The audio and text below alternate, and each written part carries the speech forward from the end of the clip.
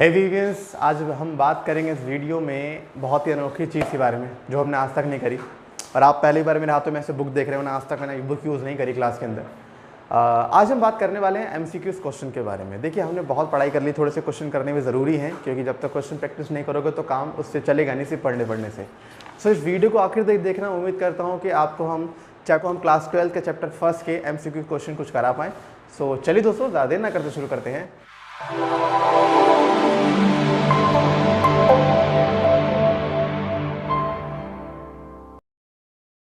Hello दोस्तों, मैं हूं विनय और आप देखें मेरे YouTube चैनल विनय बायोलॉजी। तो आज का हमारा टॉपिक क्या है? आज हम पढ़ेंगे क्लास 12 का चैप्टर नंबर 1 जो था रिप्रोडक्शन इन लिविंग ऑर्गेनिज्म। आज हम उसके एमसीक्यूज करेंगे, ठीक है, जो आपके नीट वगैरह में आने के चांसेस हैं। और बाकी आप जो बच्चे सीबीएसई पढ़ते हैं उनके भी ऑब्वियस सी बात है आपके भी एग्जाम में आ सकते हैं। करें शुरू? अच्छा, तो यहाँ पर क्वेश्चन है। अच्छा देखिए, इसको करने से पहले आपका चैप्टर फर्स्ट अच्छा होना चाहिए।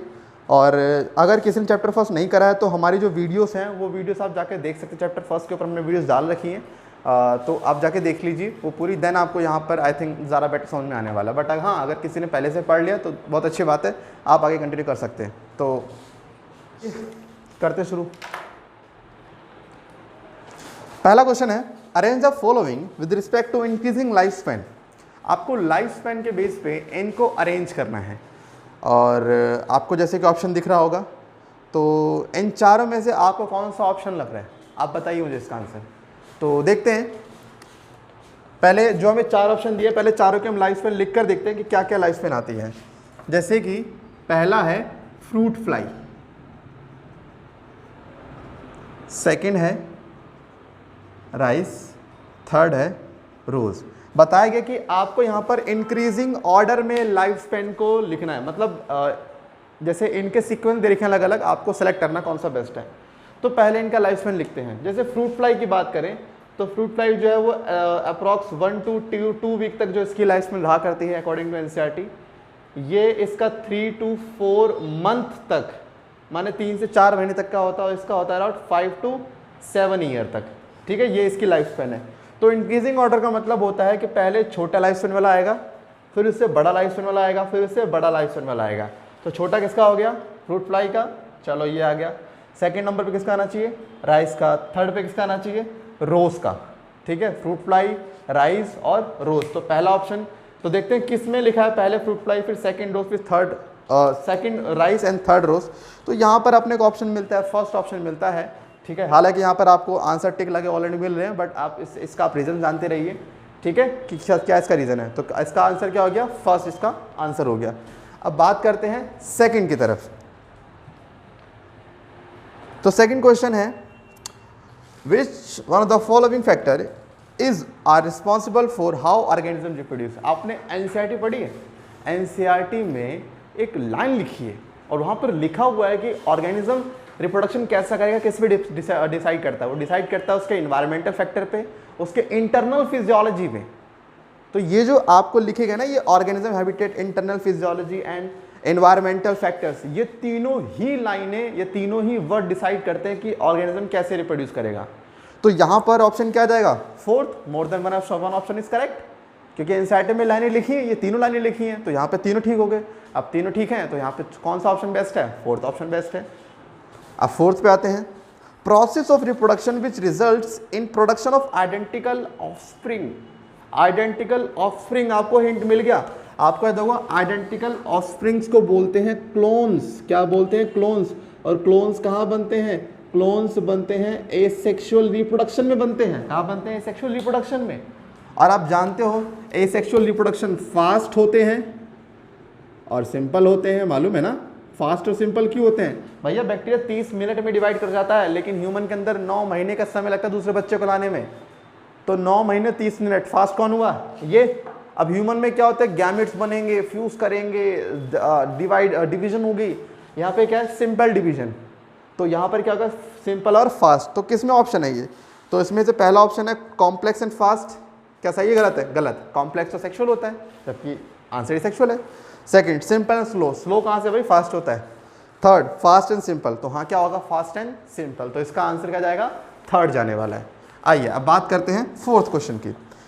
ए sexual reproduction is common in, किन के अंदर कॉमन है? पहला ऑप्शन है सिंगल सेल ऑर्गेनिज्म, बिल्कुल ठीक है, सिंगल सेल ऑर्गेनिज्म बहुत कॉमन सी चीज़ है। Second, organism having simple organization, बिल्कुल ठीक है, सिंपल मतलब टिश्यू लेवल तक में जब बात चली आती है तो वहाँ तक भी बिल्कुल ठीक है ये भी। एक्वाटिक प्लांट, हाँ कुछ एक्वाटिक प्लांट शो करते हैं नो डाउट, बट जहाँ पे अपना जो आंसर लगाएंगे मोर देन वन ऑप्शन का, क्योंकि अपने को तीनों तकरीबन सही लग रहे हैं, लेकिन तीन में से जो शुरू के दो हैं ये ज़्यादा करेक्ट है, लेकिन थर्ड वाला थोड़ा करेक्ट है। क्यों? सारे प्लांट शो नहीं करते, कुछ ही प्लांट शो करते हैं, और वो भी करते हैं वेजिटेटिव वाला, और हम वेजिटेटिव को मान लेते हैं सेक्सुअल रिप्रोडक्शन। अगर हम वेजिटेटिव को सेक्सुअल ना माने तो शुरू के 2 ही पॉइंट ठीक हैं, लेकिन अभी के लिए वहाँ पे तीनों लेके चलेंगे, क्योंकि एनसीईआरटी ने बोला हुआ है कि वेजिटेटिव को हम सेक्सुअल बोल सकते हैं जस्ट बिकॉज ऑफ, क्योंकि दोनों के अंदर वेरिएशन नहीं आ रही, इसलिए अकॉर्डिंग टू एनसीईआरटी पहले 3 ऑप्शन करेक्ट आएंगे, लेकिन क्योंकि इसमें ऐसा ऑप्शन नहीं है तो हम 4 पे टिक मारेंगे कि more than one option is correct, तो इसका आंसर क्या हो गया? 4। अच्छा, अब क्वेश्चन नंबर 5 पे आते हैं। For which of the following organism there is no natural death? I think आपको हिंट मिल चुका है, दुनिया में कौन है जो अमर है, जो नहीं मरता? अगर आपने हमारी वीडियो देखी हो, आपने वीडियो क्लास में अगर पढ़ा हो, तो नेचुरल डेथ सिर्फ किसकी नहीं होती? सिंगल सेल ऑर्गेनिज्म की, जिनकी बॉडी सिंगल सेल की बनी है ना, वो कभी नहीं मरते, खासकर वो जो डिवाइड करते हैं बाय बाइनरी फ्यूजन। हम बात कर रहे हैं उन सिंगल सेल्स की जो डिवाइड करते हैं bye binary fusion.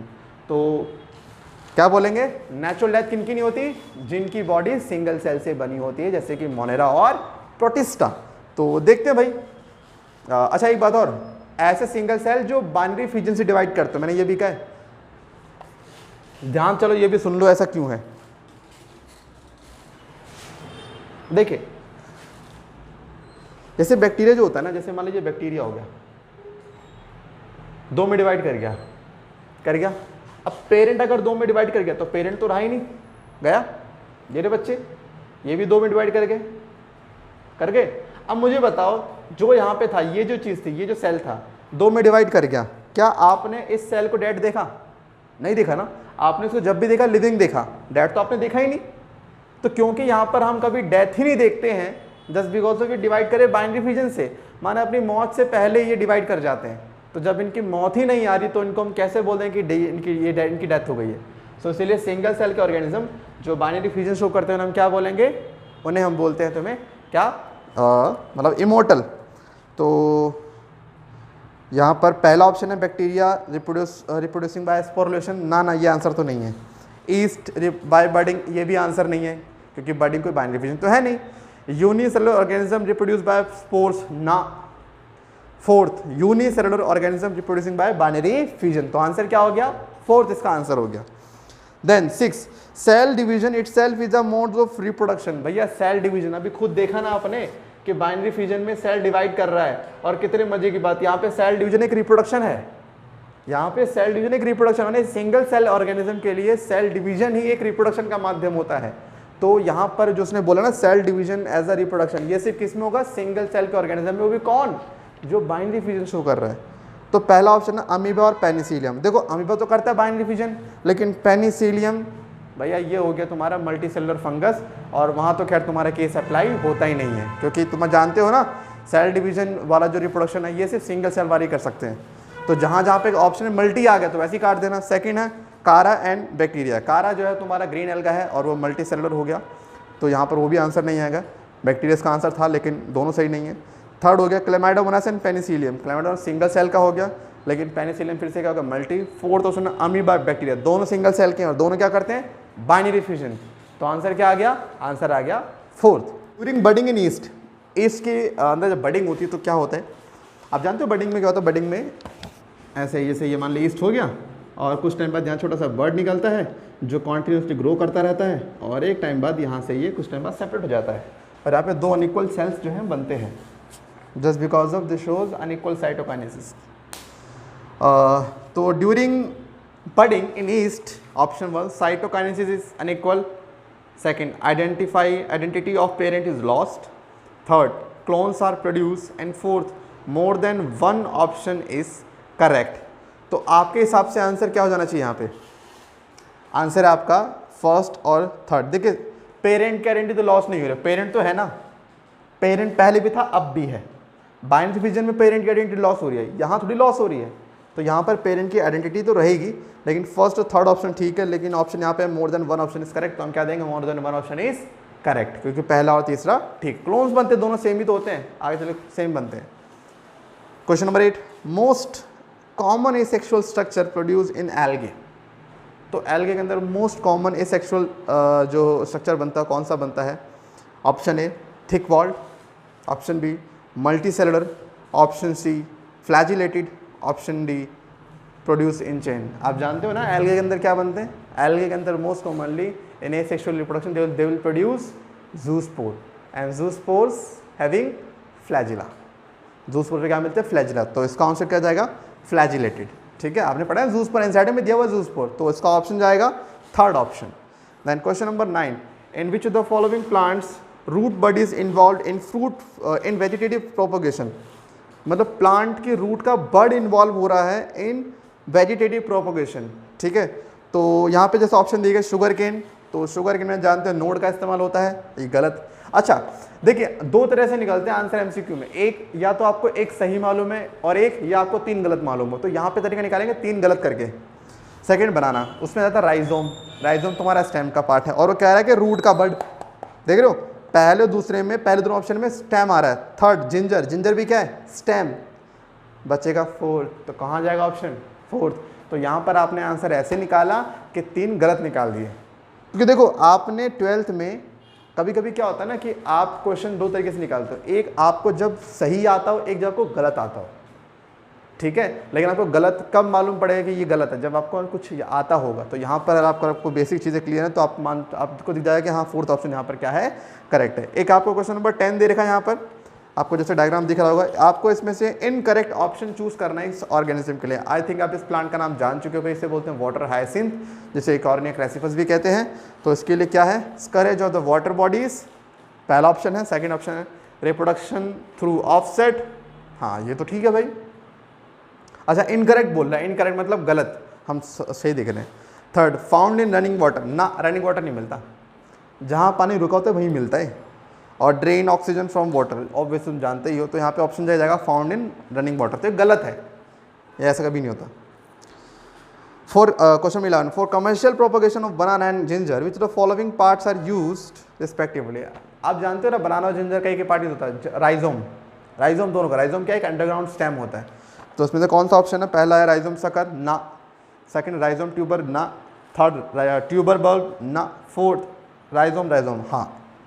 Question number 12 देखते हैं, offspring produce through which of the following process और स्ट्रक्चर्स रिप्रेजेंट क्लोन्स। अच्छा, इनमें offspring produce through which of the following structure, मतलब इनमें से कौन से स्ट्रक्चर से बनने वाले ऑफस्प्रिंग क्लोन होते हैं? कौन से स्ट्रक्चर से कह रहे हैं?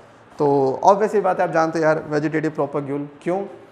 जिस स्ट्रक्चर से जिस स्ट्रक्चर से हम बोलते हैं, जिस स्ट्रक्चर से वेजिटेटिव प्रोपोगेशन होती हो, उसी स्ट्रक्चर को हम क्या बोलते हैं? वेजिटेटिव प्रोपोग्यूल। और हम जानते हैं वेजिटेटिव रिप्रोडक्शन क्या बनाता है? क्लोन बनाता है, वो भी एक तरह का क्या हो गया? एसेक्सुअल हो गया। सो गैमेटिक फ्यूजन सवाल ही पैदा नहीं होता। सेकंड सिंगैमी, ना। अरे भाई सिंगैमी गैमेटिक दोनों तो तुम्हारे सेक्सुअल के पार्ट है ना, सेक्सुअल पार्ट तो कभी बना सकता है नहीं क्लोन। तो आंसर क्या आएगा? Third vegetative प्रोपोग्यूल। देन यहाँ पे बात करते हैं हमारे अगले क्वेश्चन की तरफ। Vegetative reproduction is also a type of asexual reproduction which of the following statement justify this. बिल्कुल वेजिटेटिव रिप्रोडक्शन एक तरह का सेक्सुअल रिप्रोडक्शन है, तो कौन से स्टेटमेंट इसको जस्टिफाई करती है? इन्वॉल्वमेंट ऑफ वन पेरेंट, बिल्कुल ठीक है, यहाँ भी एक पेरेंट का इन्वॉल्वमेंट होता है। गैमेट्स आर नॉट इन्वॉल्व, बिल्कुल ठीक है, यहाँ पे नहीं। थर्ड डजंट इन्वॉल्व म्योसिस, बिल्कुल ठीक है। तो अरे तो यहाँ पे तीनों ही आ गए, तो शुरू में तीनों ठीक है, इसलिए क्या बोलेंगे? More than one option is correct. 14 choose incorrect, आपको गलत ढूंढना है। पहला बुलबिल का अगावी, तो ये तो ठीक है, ये तो ठीक है, आपने एनसीईआरटी में दिया हुआ डायग्राम में कि बुलबिल अगावी मिलता है। शक्कर का पाइनएप्पल मिलता है, ये भी ठीक है। थर्ड है ट्यूबर ब्रायोफाइलम, भैया ब्रायोफाइलम में ट्यूबर नहीं है, ब्रायोफाइलम में एडवेंटिशियस बर्ड उसकी लीफ पर होते हैं, तो ये गलत हो गया। ट्यूबर वाला कौन सा केस था? आलू का, पोटैटो का केस था। रन ग्रास का हो गया, तो कौन सा ऑप्शन गलत आ गया? थर्ड ऑप्शन गलत आ गया, क्योंकि आप जानते हो ब्रायोफाइलम में क्या होता है? ब्रायोफाइलम की लीफ में मिलते हैं एडवेंटिशियस बर्ड, वो लीफ के थ्रू करता है propagate. Question number 15, in all the sexually reproducing organism events involved are. Sexual reproduction जो ऑर्गेनिज्म शो करते हैं उनके अंदर जो इवेंट्स इंक्लूड होते हैं उसमें क्या क्या होते हैं? सेम एंड सिक्वेंशनल, मतलब क्या दुनिया के सारे प्राणी जो शो करते हैं सेक्सुअल रिप्रोडक्शन, क्या सब में सेम इवेंट होते हैं और सीक्वेंशनल सेम सीक्वेंस में होते हैं? Second, same and non sequential. Third, different and sequential and different and non sequential. देखो इस धरती के सारे लिविंग ऑर्गेनिज्म जो सेक्सुअल रिप्रोडक्शन शो करते हैं सब के सब पहले बनाएंगे गैमिट्स, सेकंड गैमिट का फ्यूजन, एंड थर्ड ज़ायगोट का formation, and fourth new organism का फॉर्मेशन। और यही पैटर्न दुनिया के हर एक लिविंग ऑर्गेनिज्म में हो रहा है। तो कहीं ना कहीं इसका आंसर क्या जाएगा? पहला, सेम एंड सीक्वेंशनल। ठीक है ना, सीक्वेंस में चलता, और यही सीक्वेंस दुनिया में हर जगह चल रहा है। अब ऐसा थोड़ी है कि अगर हम ह्यूमन बींग बना रहे हैं पहले गैमिट फिर बना ज़ायगोट, थोड़ी कि जो दूसरा लाइक टाइगर है वो बनाएगा पहले ज़ायगोट फिर बनाएगा गैमिट, ऐसा थोड़ी करेगा, वो भी सेम ही तो करेगा।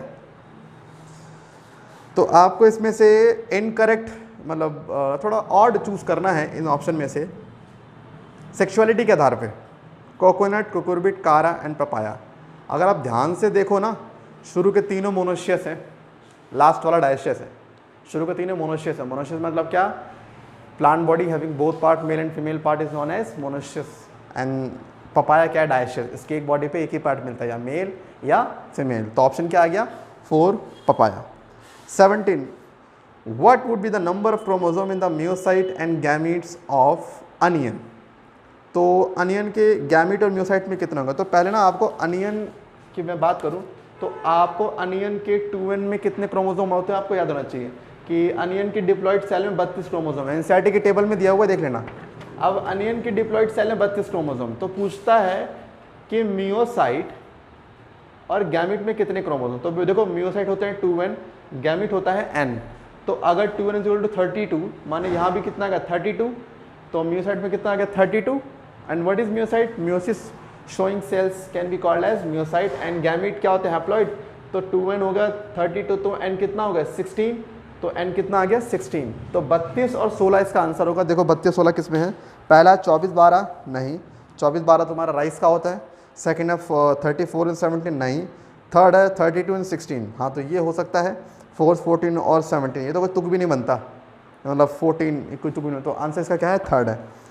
Question number 18, majority of sexually reproducing organism forms, माने ज़्यादातर ऑर्गेनिज्म जो सेक्सुअली रिप्रोड्यूस कर रहे हैं वो क्या होते हैं? भैया देखो जितने भी प्राणी इस धरती पे शो कर रहे हैं सेक्सुअल रिप्रोडक्शन, ज़्यादातर ऑर्गेनिज्म हेटेरोगैमिट्स हैं। हेटेरोगैमिट्स मतलब क्या? उनके मेल गैमिट्स अलग होते हैं, फीमेल गैमिट्स अलग होते हैं मॉर्फोलॉजिकली। ठीक है, तो ऑप्शन क्या है? पहला आइसोगैमिट्स नहीं, किसी हाल में भी नहीं है। अब देखो ना, ह्यूमन का मेल गैमिट होता है ऐसा स्पर्म, फीमेल ऐसे, दोनों अलग अलग है ना, तो अलग अलग है तो हम क्या हुए? हेटेरोगैमिट्स हुए। तो यहाँ पर थर्ड ऑप्शन जो आपको मिलेगा हेटेरोगैमिट्स, तो इसका ऑप्शन थर्ड हो जाएगा।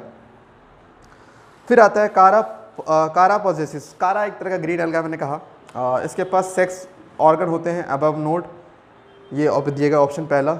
Second, multicellular and jacketed sex organ. Third, male structure, मतलब दिखा रखा male structure and female globule, मतलब नाम दे रखा है कि फीमेल को ग्लोब्यूल, फीमेल को नोक्यूल और मेल को ग्लोब्यूल। तो यहाँ पर ध्यान दे रहा है कि जो इनके सेक्स ऑर्गन वो नोड के ऊपर तो नहीं होते। ठीक है, यहाँ पे नोड के तो सवाल ही पैदा नहीं होता।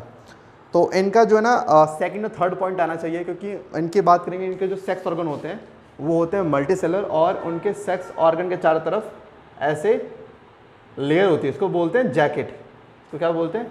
जैकेट। तो मल्टी सेलुलर एंड जैकेटेड। और इनके हम मेल पार्ट को ग्लोब्यूल बोलते हैं और फीमेल पार्ट को नोक्यूल। ये तो खैर आपके मतलब अगर आपने पढ़ा है तो आपको आ जाएगा, बाकी तो इसमें दिमाग लगाने तो सवाल ही नहीं था ये।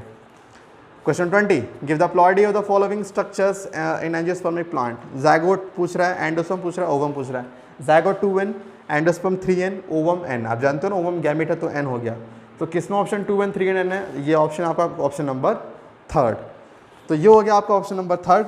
ठीक है, तो गाइस आज ज़्यादा नहीं कराऊंगा, जितने देखते हैं, बाकी फिर नेक्स्ट वीडियो में देखते हैं। तो उम्मीद करता हूँ कि आपको आज की वीडियो अच्छी लगी होगा। अगर अच्छी लगे तो बिना लाइक कर जाने का मतलब बनता ही नहीं है।